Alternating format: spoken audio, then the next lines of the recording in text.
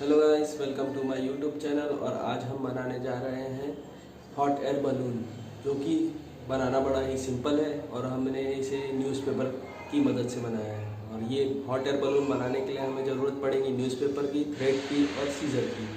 तो चलो video start करते हैं।